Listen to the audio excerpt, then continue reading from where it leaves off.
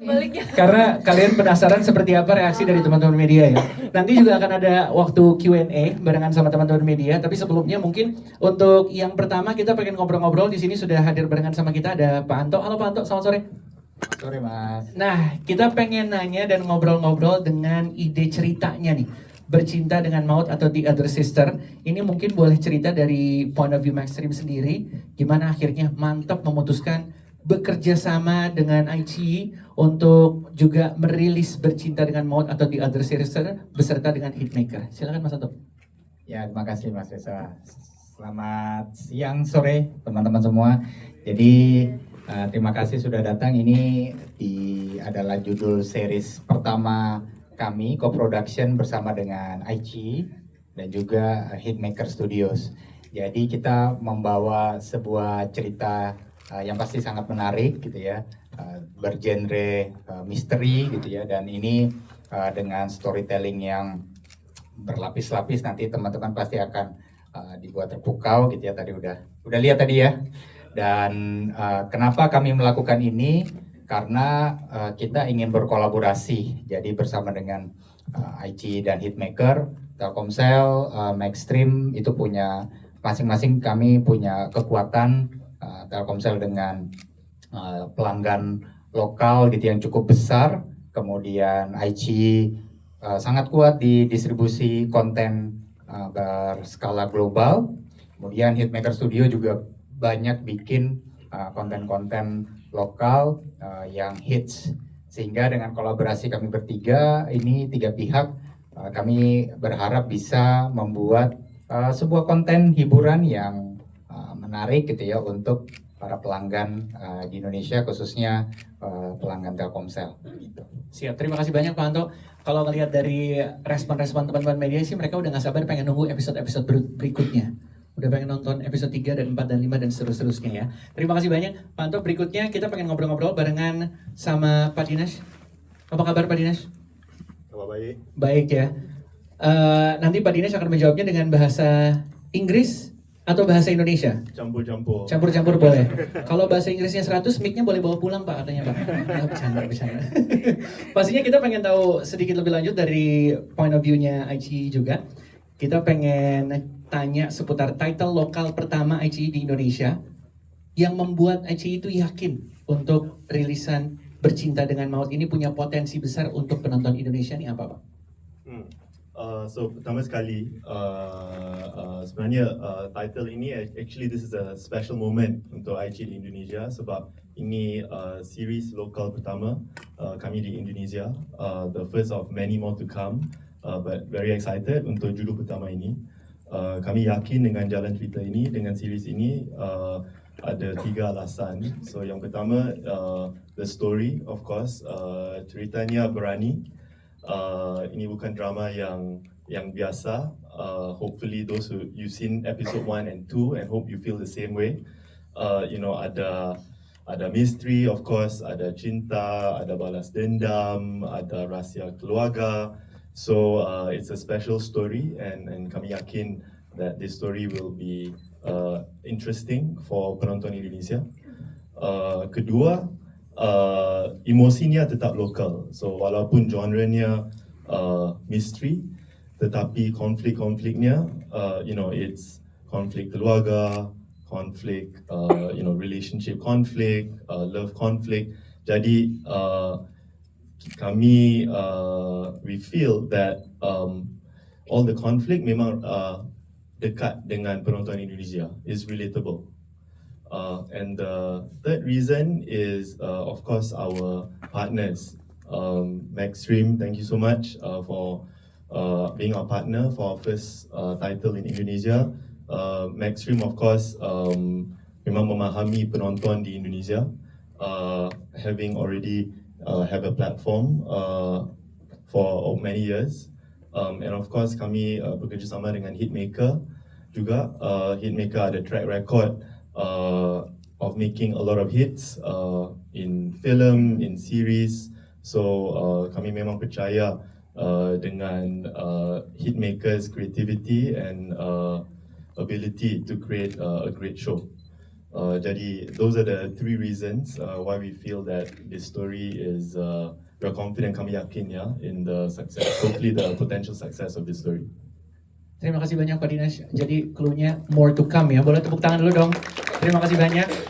Berikutnya di sini juga sudah ada bersama dengan kita Mas Dom Darmo di sini. Halo, apa kabar Mas? Baik, halo. Gimana ceritanya mengarahkan teman-teman cast kita di sini, dan mungkin boleh sedikit cerita dari sisi produksi, tantangan terbesarnya dalam membangun atmosfer drama misteri udah gitu intens, emosional, dan ternyata teman-teman media cerita wah banyak relate-nya juga nih. Boleh cerita Mas?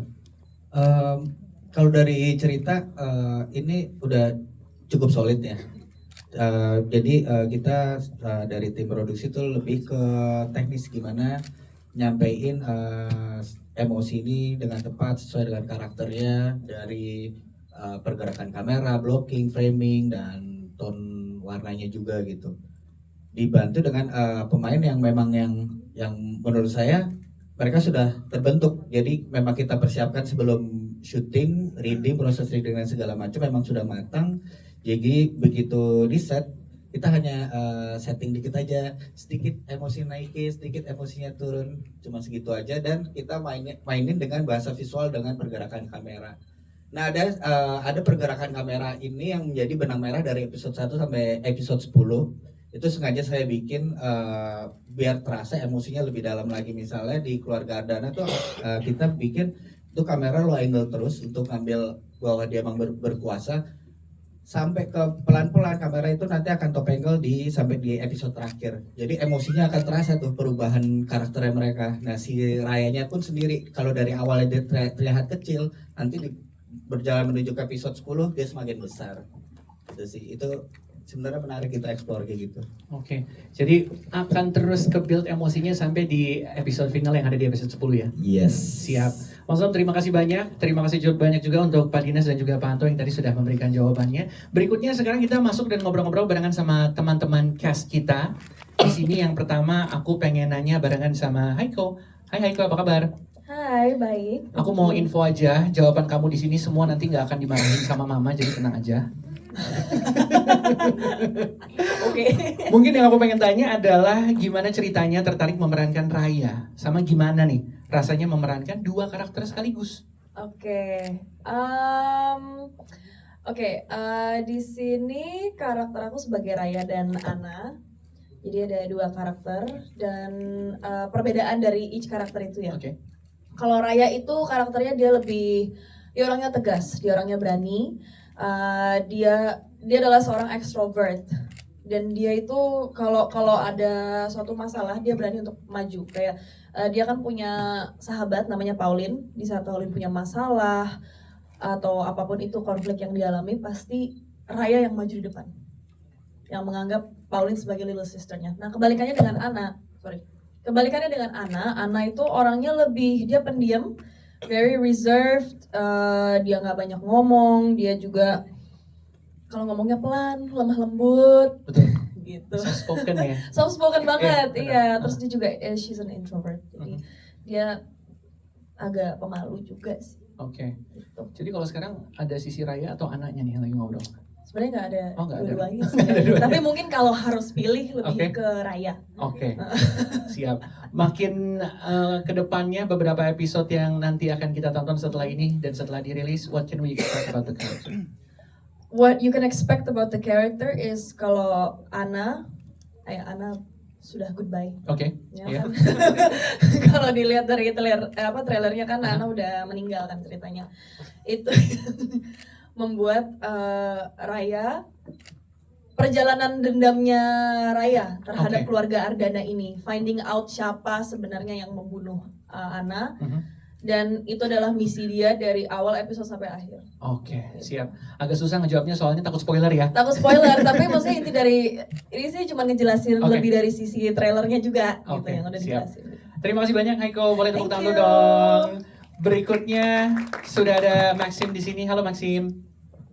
Halo, Apa selamat. kabar? Baik. Di sini perannya sebagai anak pejabat dan juga sekaligus politisi. Betul. Agak berat perannya. Ya, Enggak. Enteng justru. Kayaknya sekarang lagi seru-serunya politik jadi banyak contekannya kayaknya ya. Bukan aku yang ngomong. Oh no, kan cuma sebagai contekan aja ya. Iya benar. Tapi mungkin boleh cerita dikit untuk pendalaman karakternya seberat apa? Atau mungkin justru sangat enteng dibawakan. Dan boleh ceritain gak sih gimana mendalami peran Aldo ini?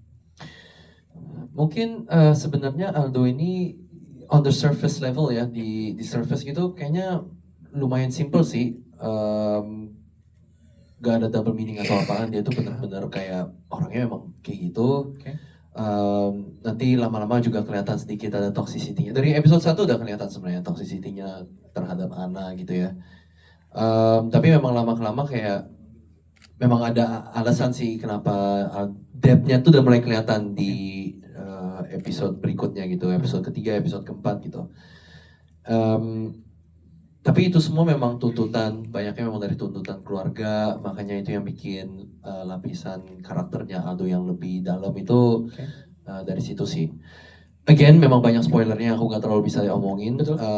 Tapi yang mungkin teman-teman bisa lihat dan nanti penonton juga akan lihat dari episode 1 dan sampai episode akhir, Aldo itu memang developmentnya itu berubah karena ada Raya yang masuk gitu loh di hidupnya Aldo. Nah itu yang dinamis, yang menurut aku yang menarik dimainin, Oke. mainkan, to play with. Bagus ya. Iya. Make sense. Jadi itu sih mungkin ya antara Raya dan Aldo yang, dan juga ada antara Bella juga tapi Iya ya. ya itu nanti kedepannya yang lebih kelihatan lagi juga. Terus ngomongin soal sedikit sebagai seorang anak pejabat dan juga politisi gitu Iya. ya. Lo mendalami karakternya dengan apa sih, kayak contohnya lo belajar public speaking ala politisi kah, atau justru mendalaminnya soal selingkuhan? Nggak usah ya.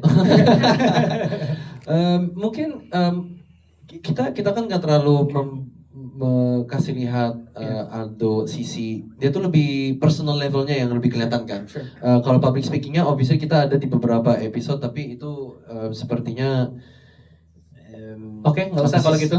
ya sesuai dialog aja lah. Aku sih sesuai dialog biasanya gitu loh. Dan public speaking kan biasanya kayak memang tegap, itu kan itu memang udah the basic stuff of like Sure. public speaking. Oke. But ya lebih ke situ aja sih kayaknya. Seberapa excited soal episode-episode berikutnya? Oh, very excited. Dan aku juga excited mungkin di episode 8, 9, 10 yang udah mulai terungkap semuanya gitu sih. Oke. Kalau awal-awal itu kan kita kasih bumbu-bumbu antara Aldo, Raya, dan juga konfliknya antara Bella bersama Aldo dengan Raya juga, dan juga ada Raya Ana masa lalu. It's a lot of things happening juga sama Ezra, terus juga banyak banget yang terjadi gitu antara episode 1 sampai episode 10 gitu. So yeah, that's gonna be really fun to see reaction penonton. Oke. Jadi bakal di-peel layer by layer Yes. di each episode ya. Yes. Siap. Terima kasih banyak, boleh tepuk tangan lo untuk Thank you. Maxim. Thank you. Tadi udah sedikit disinggung-singgung adalah soal karakter Bella. Di sini sudah ada Dinda Kirana. Halo Dinda, apa kabar? Baik. Kita pengen cerita-cerita dikit ya, nanya-nanya soal karakter Bella yang kayaknya berbeda sama peran-peran yang didapat sama Dinda sebelumnya. Boleh cerita dikit nggak sih gimana keluar dari zona nyaman karakter-karakter sebelumnya dan akhirnya memerankan karakter Bella ini? Dan pas tahu pertama kali baca skrip nih, seberapa kaget dengan peran Bella? Kagetnya sih udah dari awal ya. Oke. Dari awal peran Bella nih karakternya apa? Pasti kan cari tahu dulu. Mhm. Tapi emang challenge-nya itu yang aku cari sih. Karena sebelumnya tuh kan aku udah menjalani judul sinetron yang 1 tahun lamanya, yang ya perannya baik-baik aja, yang naif, yang lempeng aja. Dan memang kalau series kan lebih apa ya, eksplorasinya lebih luas gitu loh. Terus karakter Bella ini memang nggak pernah aku ambil dan belum pernah ada sebelumnya di sejarah hidup aku. Aku nggak tahu nih teman-teman tadi ngelihatnya udah sampai mana Bella berjalan. Bella ke Bella terus. Iya. Ya, aku so far happy, dan saat proses syutingnya sih lumayan agak perang batin ya. Lumayan harus kayak bisa menerima karakter dan sisi psikologis si Bella ini kayak gimana gitu. Jadi aku harus Oke. ngikutin karakter ini biar believable. Oke. Gitu sih. Dan yang paling kamu rasa menantang memerankan karakter Bella itu adalah apa? Setiap scene-nya sih tantangan Setiap buat scene aku. tantangan. Every scene is a challenge ya. Oke. Iya, setiap scene adalah challenge buat aku karena aku harus banyak research tentang apa yang Bella sukain. Oke. Ya, things yang Bella sukain, terus chaosnya dia, chaoticnya dia, terus cara berpikirnya dia, terus adiksinya dia terhadap Aldo, terhadap hal lain gitu. Tapi ya, iya. Jadi aku harus mengerti sih ya, aku harus mengerti karakternya Bella dan untungnya dibantu juga kan sama tim sama Mas Dom gitu. Jadi ada guidance gitu. Oke, siap. Tepuk tangan dulu dong untuk Dinda Kirana yang memerankan karakter Bella. Terakhir kita pengen ngobrol-ngobrol barengan sama Teguh Rasya di sini. Halo Rasya. Halo. Di sini kita pengen ngobrolin seputar karakter Ezra. Ya, kalau lo sendiri mungkin bisa mendefinisikan karakter Ezra. Walau tadi kita lihat dari episode 1 dan 2, ini lumayan karakter yang wah rumit, misterius, kayaknya gimana nih. Kalau lo sendiri sebagai seorang aktor yang memerankan karakter Ezra tersebut, gimana caranya lo bisa mengeluarkan potensi karakternya? Jadi sebetulnya nggak lupa sih kalau 1-2 tuh udah nyampe mana akhirnya tadi tuh. Udah nyampe terakhir tuh di cafe lo, di telepon ke... Oh ya tapi intinya begini. Oh, ya. Intinya kalau si Ezra Terus bingung ini nih, mana memang kalau Ezra ini dia emang apa namanya dari sisi personalnya itu Oke. cool, kalkulatif gitu ya dan dia observant banget orangnya selalu melihat lah situasi di sekelilingnya tuh apa aja yang lagi kejadian dan mungkin subtext yang bisa dia temukan secara kasat mata gitu ya dengan analisa dia.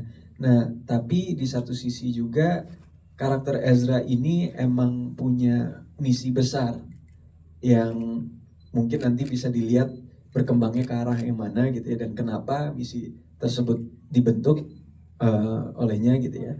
Tapi kalau dari sisi aktor ya sebagai aktor Ya. sendiri meraninnya ini lumayan challenging karena di balik misi itu mungkin ada sedikit dendam terhadap beberapa orang yang spesifik gitu Oke. kan. Sementara interaksi dia dengan orang-orang ini tuh lumayan sering dan hampir setiap hari untuk melaksanakan misinya dia tadi itu Oke. gitu kan. Nah dia ini harus fake terus-terusan.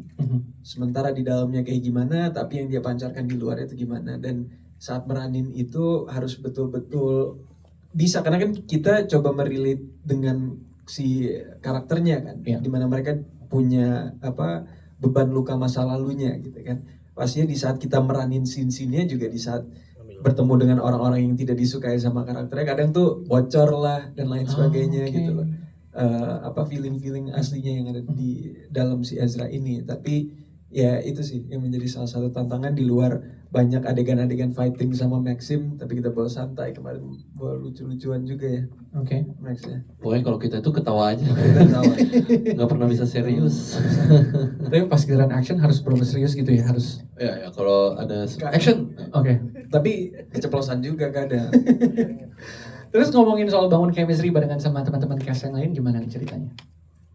Seperti yang tadi sempat disampaikan sama Mas Dom, kita kan memang ada proses readingnya dulu, ada Betul. workshop sebelumnya. Jadi selama proses itu sih lumayan membantu banget karena kebetulan baru pertama kali se-project sama Dinda, sama Maxim, sama Haiko, dan melalui games, melalui pemanasan-pemanasan yang kita lakuin selama workshop dan reading itu membantu untuk kita lebih cair lagi dan mengenal satu sama lain lebih dekat. Jadi pas syutingnya sendiri sih udah nggak ada boundaries lah, kita have fun ya. Gitu. ya udah kenal semuanya lah. Oke. Udah lebih akrab ya. Lebih akrab, benar. Saling kenal. That's what I Oke. wanted to say. Saling Siap. kenal dengan exercises yang kita dapetin dari Hans ya. Bakal dicontohin katanya exercise di sini ya. Nggak usah. Panjang Pak nanti Pak. Terima kasih untuk teman-teman cast kita. Boleh tepuk tangan lu dong untuk seluruh cast kita, main cast yang sudah hadir, ada 4 orang di sini.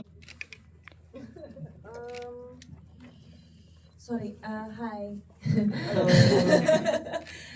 Ini maksudnya pertanyaannya itu tantangan dari Untuk bikin chemistry bertiga untuk ini. chemistry bertiga atau Untuk chemistry ketiga, Oke. episode keduanya itu. maksudnya tantangan dari memerankan peran yang ada di Love Triangle. Iya, Love Triangle. Iya, iya. I see, oke. Oke. Oh, nggak ada banyak tantangan sih. Nggak. Mungkin lebih ke menarik aja soalnya kan kita dynamic karakternya kan sangat berbeda antara Aldo. Kalau misalnya dari aku ya, dari point of view aku sebagai Aldo itu kan ke Ana itu seperti apa dan ke Bella itu seperti lebih kayak terbuka atau lebih wild dan sama Ana udah kayak more apa ya kayak controlling gitu loh. Aku tuh lebih Aldo itu lebih mau tampil kamu seperti ini ya di depan semua orang ya gitu loh. Jadi mungkin dynamic itu aja sih yang seru dimainin kalau buat Aldo. Tapi kalau misalnya kayak untuk ganti dinamis itu sih nggak terlalu, soalnya kita kan udah punya benang merahnya seperti apa secara karakter masing-masing. Jadi kita tinggal ikutin aja itu sih biasanya. Oh, sebenarnya sih kalau menurut aku lebih susahnya bukan tantangan dari love triangle itu, tapi gimana Raya harus menjadi Ana di situ. Biggest challenge-nya di situ. Karena kan dia baru kenal sama Ana nggak lama juga kan, dan dia harus langsung masuk ke keluarga itu, dia harus pura-pura jadi Ana. Itu tantangan yang sangat besar. Karena at the same time cara aku harus memerankan itu nggak bisa, kalau dari akunya ya, nggak bisa yang benar-benar plek-ketiplek Ana. Jadi harus ada Rayanya dikit gitu loh. Jadi nggak bisa dibikin dia tuh benar-benar Ana banget. If you understand what I mean. Gimana ya jelasinnya ya? Jadi aku harus di sini tuh kamu aku harus main dua memerankan. peran, 3 peran. Iya, lebih. Aku Haiko harus sebagai jadi Raya. Ana, yang Ana jadi Raya, Raya yang berusaha untuk jadi Ana. Nah, ya kan? Gimana? Jadi Haiko Oke, yang gini, bentar. Haiko jadi Aldo, Aldo jadi Ana. Nggak ada. Ya pokoknya gimana perannya tuh jadi Raya, jadi Ana, dan Raya jadi Ana. Ya. Gitu.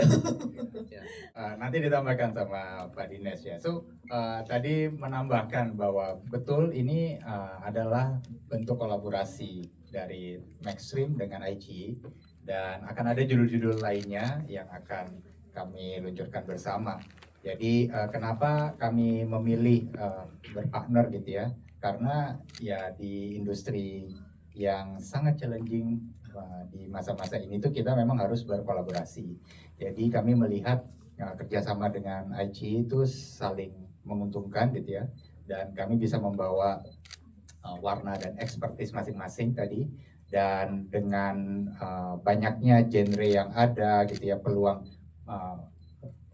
konten yang ditonton oleh pelanggan di Indonesia, kita melihat ini adalah bentuk kolaborasi yang baik, di mana kami bisa menawarkan fresh konten gitu ya dengan keunggulan kami masing-masing gitu. Pak Dinesh, you want to add? Yeah. So even though walaupun IG di China di Tiongkok memang platform yang besar sejak sudah 16 tahun di Tiongkok. Tetapi sebenarnya di Indonesia kami masih baru lagi. Kami baru relaunch in Indonesia last year. Belum sampai setahun lagi since our relaunch in Indonesia. Jadi ini series lokal pertama kami. Kami masih belajar the Indonesian market, still talking to the Indonesian fans, still understanding penonton-penonton di Indonesia. Jadi for us actually memang sangat penting untuk bekerjasama with partners that are very experienced in the market, like Maxstream, so we can learn from each other. Like Pak Anto said, kita saling bisa bekerjasama, we belajar from each other. There's ideas from Maxstream that they know, which they share with us, and of course, kami juga ada experience from Tiongkok, from other countries, as well in Southeast Asia. So we exchange ideas, and we hopefully together we can create a better product for the Indonesian audience. Terima kasih juga Pak Anto dan juga Pak Dinesh yang sudah menjawab. Untuk pertanyaan berikutnya, Mas Dom silakan cerita seputar pemilihan cast masing-masing. Saya sebagai director untuk pemilihan cast saya tidak terlibat banyak ya. Biasanya itu di ranah produser si Paroki dan mungkin IG dan Maxstream. itu pertanyaan pertama. Untuk pertanyaan kedua itu mungkin kalau diceritain takutnya spoiler ya. Jadi memang ada satu adegan itu udah larut malam banget dan udah mau hujan. Di situ ada ambulans, ada polisi, ada warga. Wah, chaos itu banyak banget satu set buat satu scene itu. Itu paling susah sih, paling seru sih. Sampai sampai si Rasya, si Ezra mobilnya ketinggalan sampai lupa. Oh iya, harusnya mobilnya dibawa ya. Habis itu kita harus rap saat itu juga gitu. Itu sih. Itu tapi belum boleh dikasih tahu episode berapa ya. Yang deh, tunggu aja. Terima kasih banyak. Berikutnya untuk teman-teman cast kali ya. Tadi pertanyaannya adalah untuk apakah ada kesempatan untuk program-program berikutnya atau judul-judul berikutnya. Kalau ada kesempatan untuk judul-judul berikutnya bersama Mainstream dan IC, apakah akan diambil? Pertanyaannya itu. Ketawa pakai nungguin satu ya. Nunggu ini gue ya. Ya, one phone call away lah. Tinggal telepon aja.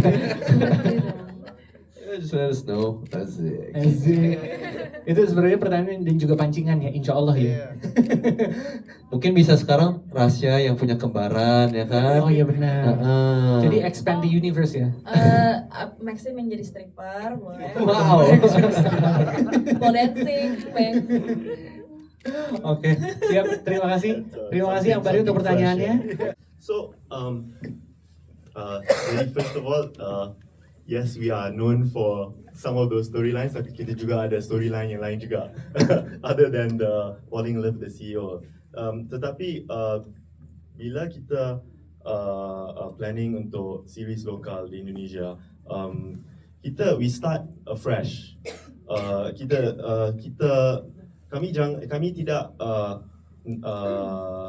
semestinya guna formula yang sama yang berjaya di Tiongkok, storyline yang sama yang popular di Indonesia untuk drama Cina dan drama Tiongkok untuk drama lokal. Jadi untuk drama series lokal yang kami bikin, we look at it purely from what does the Indonesian audience want to see. So kami study data, kami tengok social media, kami tengok apa judul-judul, apa genre-genre yang penonton series lokal di Indonesia searching online. We discuss with our partners, dengan production house, dengan Maxstream, with other partners. We talk to, we do user surveys.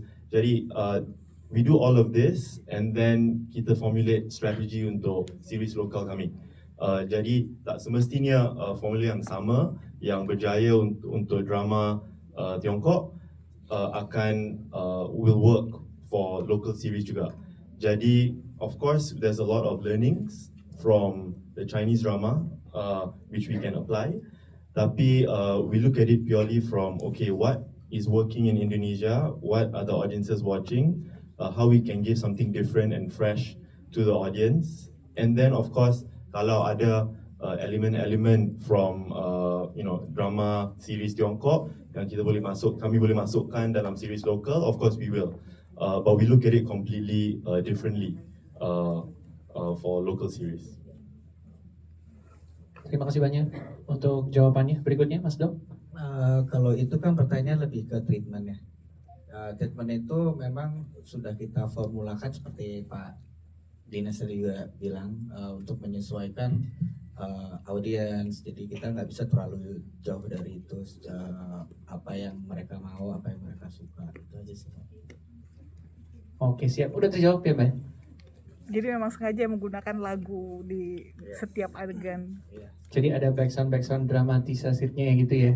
Iya, karena memang kita referensikan memang ke konten-konten yang lain ya. Memang harus ya formula-formula kayak gitu nggak bisa kita abaikan gitu aja sih. Soalnya kalau kita terlalu jauh, khawatirnya audiens nggak kena atau ya seperti Pak Dinis tadi sampaikan juga sih.